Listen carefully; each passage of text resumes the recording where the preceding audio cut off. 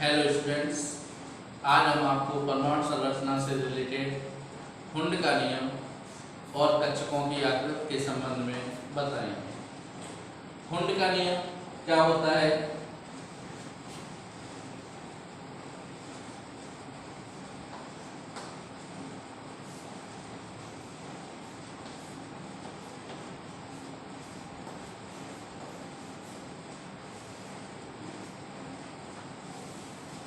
हुंड का नियम समान ऊर्जा के कक्षकों में अफवाह ने जो नियम दिया था, अफवाह का जो नियम था वो उपकोषों में इलेक्ट्रॉन भरने से संबंधित था, और हुंड का जो नियम है वो कक्षकों में इलेक्ट्रॉन किस प्रकार से भरे जाते हैं, कक्षकों में इलेक्ट्रॉन किस प्रकार से फिल होते हैं, उस बारे में हुंड का नियम है।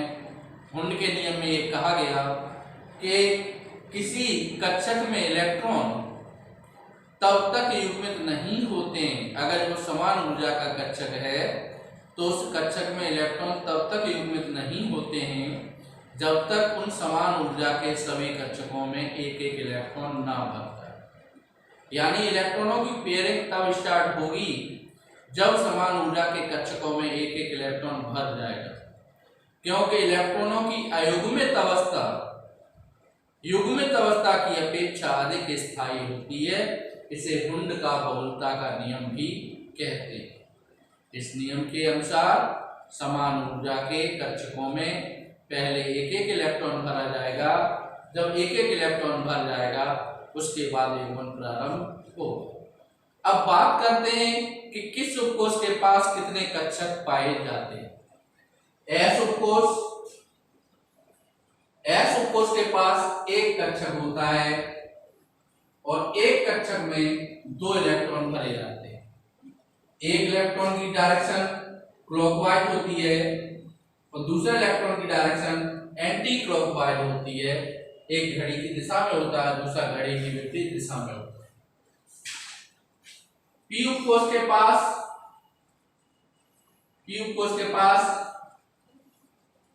तीन कक्षक पाए जाते हैं। पी उपकोष के पास तीन कक्षक पाए जाते हैं। इन कक्षकों में पहला इलेक्ट्रॉन क्लॉकवाइज भरा जाएगा, दूसरा क्लॉकवाइज, तीसरा क्लॉकवाइज भरा जाएगा, फिर उसके बाद एंटी क्लॉकवाइज भरा जाएगा। डी उपकोष के पास 10 इलेक्ट्रॉन होते हैं। उसी आधार पर इसके पास 5 कक्षक होते हैं।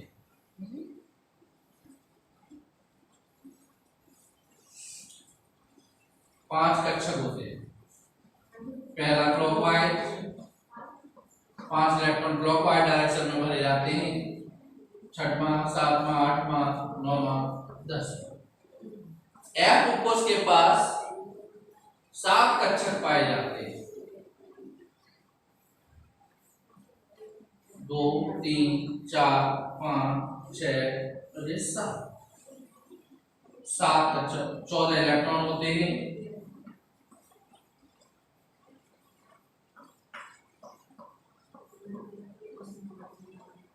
1, 2, 3, 4, 5, 6, 7। उसके बाद ये पेयरिंग स्टार्ट हो जाती है इनकी। तो एफ ये कक्षक होते हैं, तो ये जो तीनों कक्षक है ये समान ऊर्जा के कक्षक कहलाएंगे।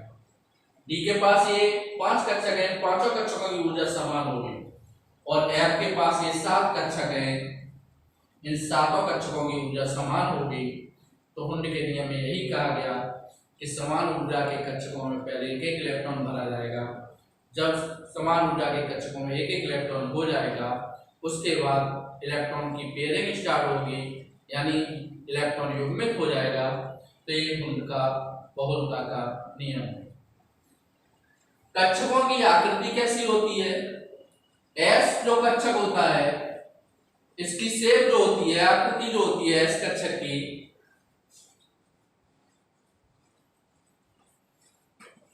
कक्षक को इंग्लिश में ऑर्बिटर बोलते हैं। तो कक्षक एस कक्षक की जो आकृति होती है वो गोल होती है। एस कक्षक की आकृति जो होती है गोल होती है आपकी। P उपकोष के पास 3 कक्षक होते हैं, S के पास एक ही कक्षक होता है। तो P ऑर्बिटल होते हैं,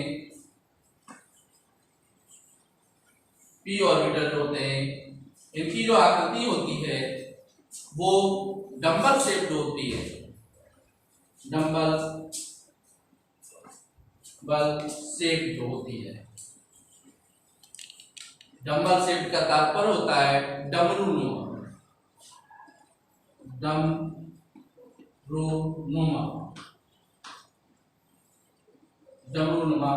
डंबल शेप्ड आकृति होती है पी ऑर्बिटल की। डमरू शंकर भगवान का डमरू देखा ही है, बीच में दबा हुआ होता है, दोनों किनारे उभरे हुए होते हैं, इसी प्रकार की इनकी शेप होती है। और पी ऑर्बिटल के पास 3 कक्षक होते हैं। तो ये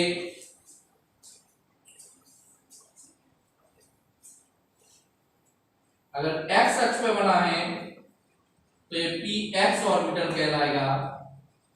ये वाई अक्ष पे बना है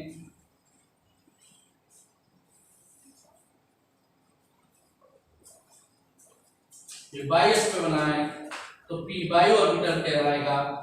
और ये अगर जेड अक्ष पे बना है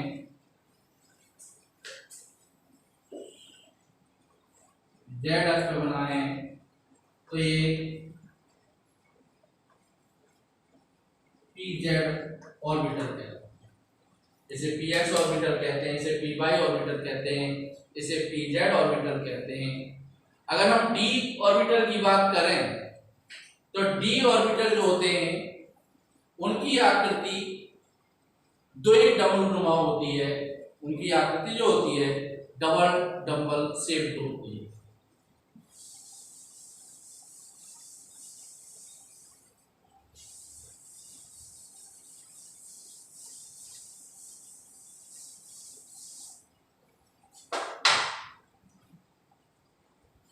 D orbital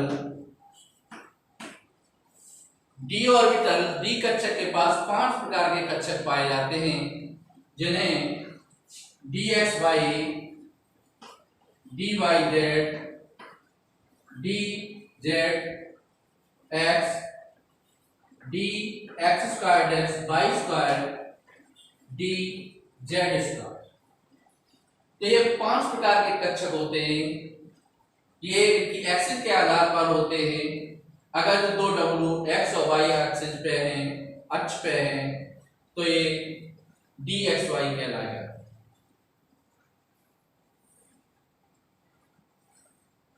x Y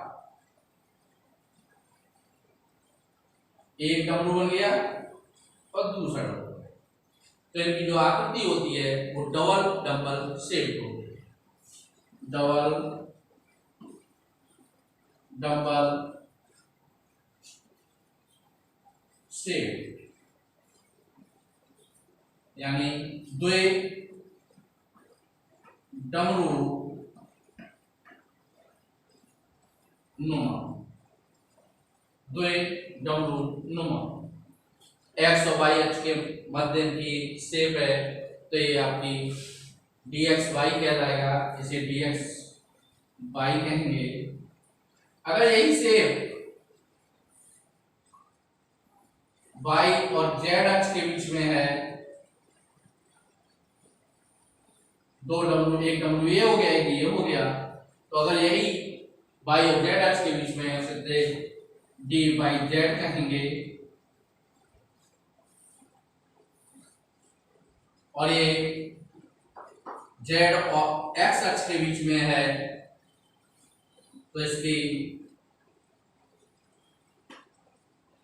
dz कहेंगे। और x और y के ऊपर ही डंबल बने तो उसे dx2-y2 कहेंगे। x y, तो ये एक डंबल y अक्ष पे हो गया और एक डंबल x अक्ष पे हो गया, तो dx2-y2 हो जाएगा। और ये dz2 जो होता है z अक्ष पे 2 डमरू बनते हैं, एक और इस तरह से बनते हैं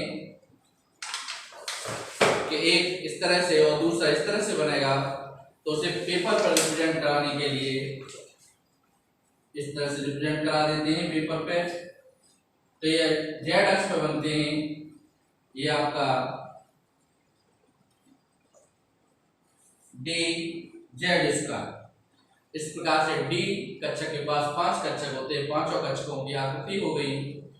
एफ कक्षक जो होते हैं, एफ ऑर्बिटल्स होते हैं, उनके पास 7 कक्षक होते हैं और उन कक्षकों की जो आकृति होती है टेट्रा डंबल शेप्ड होती है, 4 डमरू नुमा होती हैं और 4 डमरू नुमा होने के कारण उनकी स्ट्रक्चर इतनी वैसी होती हैं, उन्हें पेपर पर रिप्रेजेंट हार्ड होती हैं, कठिन होती हैं, उन्हें पेपर पर रिप्रेजेंट कराना पॉसिबिलिटी नहीं होती है।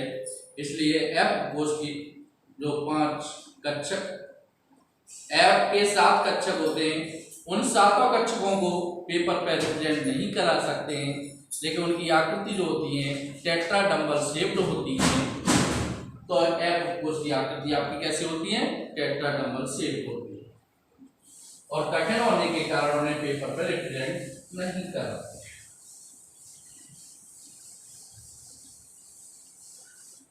अब हुंड के नियम की बात करते हैं। तो हुंड का नियम ये कहता है किसी भी परमाणु के समान ऊर्जा के कक्षकों में, किसी भी परमाणु के समान ऊर्जा के कक्षकों में पहले एक एक इलेक्ट्रॉन भरा जाएगा। जब उनमें एक एक इलेक्ट्रॉन भर जाए उसके बाद युग्मन प्रारंभ होगा। जैसे 5b बोरॉन, अगर हम इसका एसपीडीएफ में इलेक्ट्रॉनिक कॉन्फ़िगरेशन लिखेंगे, इलेक्ट्रॉनिक विन्यास लिखेंगे, तो ये 1s2 2s2 2 2 4 हो गए, एक बचा वो 2p में चला जाएगा। अब इनके कक्षकों में भर दें। s के पास एक कक्षक होता है, पहला इलेक्ट्रॉन क्लॉकवाइज, दूसरा इलेक्ट्रॉन एंटी क्लॉकवाइज डायरेक्शन में भर दें। 2s के पास 2 इलेक्ट्रॉन है, पहला इलेक्ट्रॉन क्लॉकवाइज, दूसरा एंटी क्लॉकवाइज में भर देंगे। p के पास एक इलेक्ट्रॉन है, लेकिन p के पास 3 कक्षक होते हैं और तीनों कक्षक बनाने पड़ेंगे। ऐसा नहीं है कि एक इलेक्ट्रॉन भरने के लिए केवल एक कक्षक बना रहे हैं।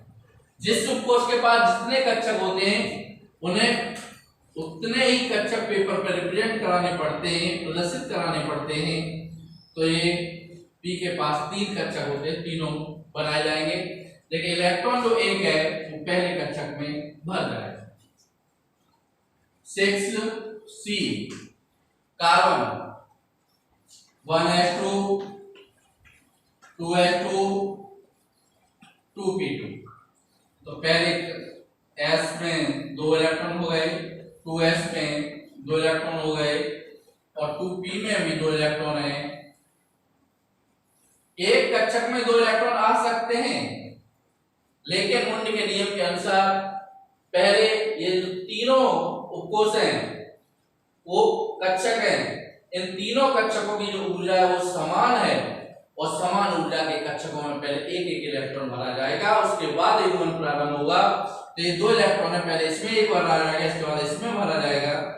जब इन तीनों में एक एक इलेक्ट्रॉन हो जाएगा उसके बाद ही पेयरिंग स्टार्ट होगी, युग्मन प्रारंभ होगा। तो इसमें ये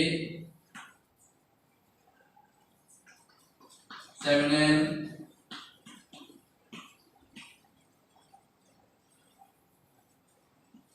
2s2 2p3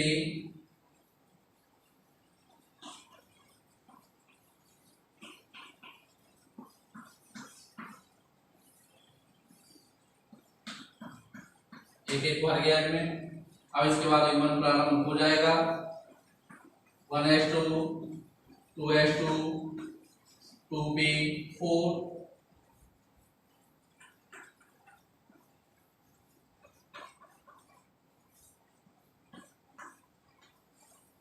पहले एक एक भर दो और जब एक एक हो जाए उसके बाद पेयरिंग स्टार्ट करा दो।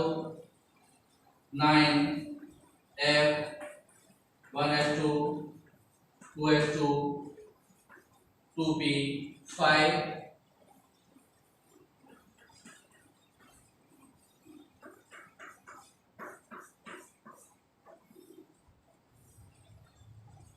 10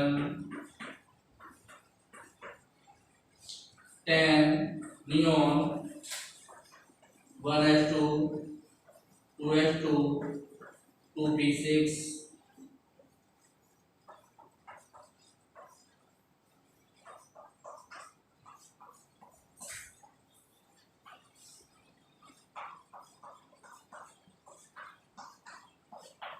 इस प्रकार से ये इलेक्ट्रॉन फिल हो जाते हैं। ये आपका कुंड का नियम।